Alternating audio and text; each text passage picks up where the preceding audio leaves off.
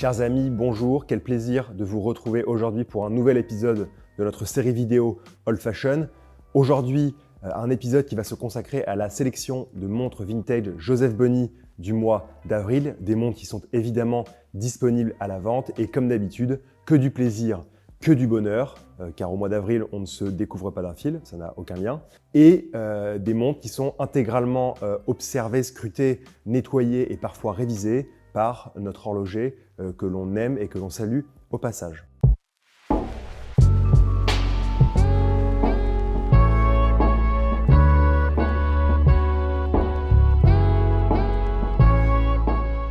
Et on va commencer tout de suite de manière très violente avec deux montres Omega jumelles d'une beauté impressionnante. On rappelle les mots de Marc Orichon: dans le monde de la mode, du chic et du charme, les deux villes au style distingué et à la finition soignée symbolisent l'élégance, du classicisme le plus sobre à la fantaisie, du meilleur goût. Et là, c'est vraiment le cas avec ces deux très belles Omega Deville, référence 111 01 39. On apprécie ces montres parce qu'elles ont vraiment un visage fantastique. Deux boîtiers format coussin, des cadrans dorés, deux aiguilles noires fil qui viennent survoler ce cadran très simple, très sobre. Des boîtiers en plaqué or bien épais, ce qui fait qu'avec l'âge, le plaquage n'a pas été altéré. Deux jolis bracelets noirs avec leur boucle Omega. Vraiment deux modèles qui sont similaires avec deux mouvements mécaniques à remontage manuel. Ce qui distingue ces deux montres, c'est véritablement l'une a un bracelet en cuir noir avec une boucle Omega, l'autre a un bracelet en cuir et tissu signé Omega aussi avec sa boucle Omega. Donc voilà, deux montres dans un état pur, d'origine, magnifique, qui n'attendent que de se poser un poignet. Et pourquoi pas faire vraiment ce petit cadeau de couple très mignon, de s'acheter la même montre tous les deux, de porter la même montre pour aller au marché ensemble le samedi matin. Ça, c'est vraiment quelque chose qui nous fait plaisir et qui nous tient à cœur. Voilà, j'espère que vous allez m'entendre. On continue avec une très belle Rolex Oyster Precision référence 64-27. Alors il faut savoir que les Rolex Precision, elles représentent un pan assez important des pièces sportives de la marque pendant près de 3 décennies. Le modèle que vous proposons aujourd'hui fait partie de la deuxième génération à fond vissé et au typique boîtier Oyster. C'est vraiment une pièce qu'on apprécie parce que son boîtier est très fin. Ça, c'est lié au fait qu'elle a un mouvement mécanique à remontage manuel, signé Rolex bien évidemment. Mais surtout, cette lunette striée ou engine turn, comme disent nos amis anglais, lui donne vraiment du caractère parce que si vous voulez, le reste, le cadran très légèrement soleillé, les aiguilles, l'absence de dalle, etc., lui confère vraiment une belle sobriété. Et si vous avez ce petit côté, ce petit supplément d'âme avec la lunette striée, ça lui donne vraiment un caractère très original et on l'adore. En plus de cela, parce qu'il y a toujours un petit plus, vous avez le bracelet Oyster en acier plié, très léger au poignet, en très bon état, qui correspond bien avec la montre. Donc franchement, c'est que du bonheur. C'est que du bonheur, comme dirait Patrick Sébastien. C'est que du bonheur. Et puis puisqu'on pense aussi aux personnes avec des tout petits poignets, comme c'est le cas parfois, on vous a trouvé une magnifique Rolex Lady avec un cadran 369 du plus bel effet. Et c'est une référence 76 030. Alors évidemment, ce cadran, il nous fait songer à la Rolex Explorer. Il est vraiment magnifique, il est noir, laqué, brillant, avec, comme je disais, seulement les chiffres 3, 6 et 9 qui sont représentés, ce qui donne aussi tout son caractère. Un très joli bracelet Oyster à maillon plein, puisque c'est une montre assez récente. On a vraiment une montre dans un très bel état esthétique, avec encore une fois, comme la montre que je vous ai présentée juste avant, une très belle lunette striée, et vous avez la boîte et les papiers de la montre pour une montre achetée neuve en Allemagne en avril 2001, qui a été faire son petit road trip au Japon et qui a été révisée là-bas en 2013. Et donc c'est bien une montre cette fois, puisque vous avez dans le nom Oyster Perpetual, une montre avec un mouvement mécanique à remontage automatique. Franchement, c'est de la pure merveille. Puisque je vous présentais une petite Rolex de 2001, on va continuer avec une Omega de 2001, elle aussi, ce qui est assez rare, une Omega Deville automatique plutôt récente, mais franchement, quand on l'a vue et quand on a vu son full set, nous avons été conquis. Conquis parce qu'on a une Omega très classique, même si elle est très récente, avec une belle lunette plaquée or, son très beau cadran à secteur guilloché au centre avec deux très jolies aiguilles dauphines dorées, une discrète date à 3 heures, évidemment à l'intérieur un mouvement Omega automatique, et surtout elle vient avec son full set, comme on dit dans le secteur, dans le milieu des professionnels du secteur, une surboîte Omega évidemment, sa boîte rouge typique d'Omega, sa carte de garantie qui nous indique que la petite montre a été achetée à Singapour en 2001, comme je vous le disais. C'est magnifique. Puisqu'une Oméga cache souvent chez Joseph Bonny une autre Oméga, on continue avec une superbe Oméga cosmique, référence 166 026. Parce que oui, on parle aussi en référence chez Oméga. Je vous rappelle que la Seamaster cosmique, elle apparaît en 1966 avec son boîtier unicoque de forme tonneau, une ligne très fonctionnelle et reconnaissable par ses 2 longs biseaux du fond de boîte, qui lui a valu le surnom de Ski. Alors c'est un peu bizarre comme surnom, mais c'est son surnom et on ne choisit pas son surnom. Cet exemplaire se trouve dans un état splendide où la lunette du boîtier tonneau dévoile encore sa finition soleillée d'origine. On y trouve un cadran argenté avec beaucoup d'espace à l'intérieur, composé d'index peint et d'index en onyx. Ce qui est très sympathique, c'est que cette pièce, cette Oméga cosmique, référence 66026, elle vient avec son bracelet Oméga en acier, une référence 1118. Donc au bout du compte, on a vraiment une pièce avec beaucoup de caractère, avec un mouvement mécanique, un remontage automatique qui dévoile évidemment la date à 3 heures, le bracelet en acier Oméga qui va bien. Donc franchement, c'est une petite merveille, que du bonheur. Nous avons le plaisir de vous présenter, et ça c'est rare parce qu'on n'en voit pas souvent, une très jolie Oméga Seamaster 60 bleu. Alors l'Oméga Seamaster 60, elle apparaît à la toute fin des années 60 en tant que pièce de transition après d'autres familles de Seamaster. Et davantage, cette montre est portable au quotidien, c'est pas vraiment la grosse montre de plongée qui fracasse pour aller chercher des orques, je ne sais pas combien de kilomètres de profondeur, ce qui n'a aucun lien, puisque les orques ne vont pas à des kilomètres de profondeur, mais par exemple, le calamar géant, qui est la proie préférée du cachalot, se vit en général aux alentours des 1000 mètres sous l'eau. Voilà, c'est le Natural Geographic. Ça se dit, c'est Natural Geographic, la chaîne National Geographic, merci Valentin. Notre Seamaster est dans un très bel état esthétique, comme d'habitude le dévoile son boîtier avec encore de très beaux volumes, donc il a été très peu poli, un très joli cadran bleu que l'on découvre à travers ce verre dont le cyclope est à l'intérieur, qui permet évidemment de donner un peu de volume à la date. Donc un très beau cadran bleu qui fait référence aussi à une lunette bleue magnifique.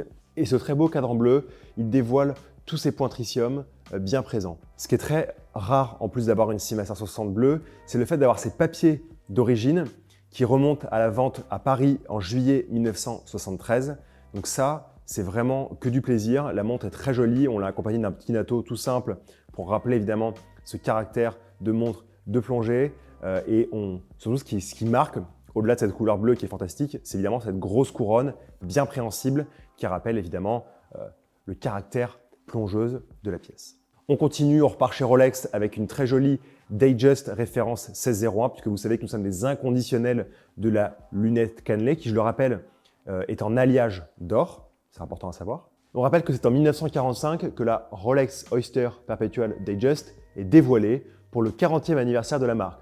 Alors évidemment, on reconnaît tout de suite le design de cette Datejust, notamment au cours du temps grâce à son bracelet jubilé et sa lunette cannelée et le loop cyclope à 3 heures pour dévoiler la date qui apparaîtra un petit peu plus tard, je crois une dizaine d'années après la présentation de cette pièce. On aime ce cadran par sa grande simplicité, le fait qu'il soit nolium, c'est-à-dire qu'il n'y ait pas de matière luminescente à la fois sur les aiguilles et pas de plot tritium à côté des index. On retrouve les index en acier et pierre noire, le beau bracelet jubilé en acier plié qui donne toute sa saveur à cette Datejust 1601. Voilà, j'ai rien à rajouter. N'oubliez pas évidemment que cette montre est une Oyster Perpetual, la Datejust 1601, et qu'elle est donc équipée d'un mouvement mécanique à remontage automatique. En restant dans la famille Rolex, on part chez Tudor et on revient aussi un peu dans le moment présent en vous présentant une Tudor Black Bay 36. Alors pour rappel, on découvrait la Tudor Black Bay 36 en 2016. C'était le moyen pour Tudor de présenter sa Black Bay dans des proportions plus fines tout en gardant l'identité de ce pilier contemporain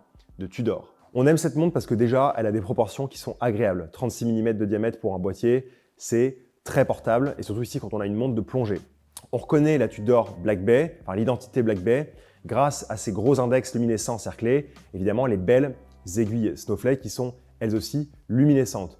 Une belle couronne vissée, donc quand je dis belle, c'est-à-dire de belle taille pour pouvoir avoir une bonne préhension dans l'eau. Le bracelet Tudor en acier de type Oyster si on peut dire, avec sa boucle déployante. Voilà pour une montre absolument superbe qui vient avec sa boîte, sa surboîte et ses papiers. J'ajoute à cela que la montre vient aussi avec son bracelet en tissu camo d'origine Tudor, un peu fatigué mais toujours présent, c'est bien de le mentionner. On continue avec une très belle Omega Seamaster Quartz qui, même si c'est une petite montre, reste ma favorite de la sélection et vous allez comprendre pourquoi. Il s'agit d'une montre très agréable au boîtier alternant les polis et les brossets et surtout qui dévoile un magnifique cadran argenté à motif tapisserie, dévoilant à 3 heures le jour et la date par disque. Et autre détail, la pièce possède tous ses points tritium. Donc au-delà de ce magnifique cadran au motif petite tapisserie, on l'apprécie parce que vraiment il y a beaucoup d'informations, mais c'est clair, le boîtier est très fin, voilà, donc on ne se pose pas trop de questions quand on la porte et ça c'est vraiment que du plaisir.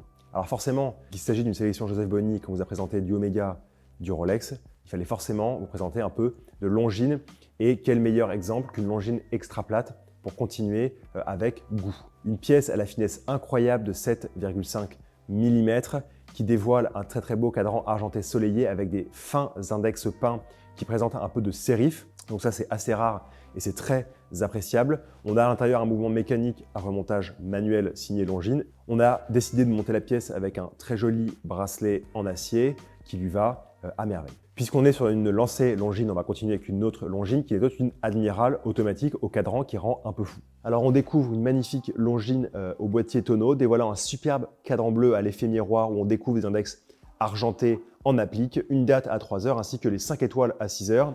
Étoiles qui étaient synonymes des montres les plus précises sortant des ateliers chez Longines. Donc voilà, vraiment une pièce somptueuse avec son bracelet en acier, en maille signé Longines. On continue avec une montre qui est à mi-chemin entre l'horlogerie mécanique chez Omega qu'on peut apprécier et les bijoux chez Omega avec une Omega Deville Émeraude.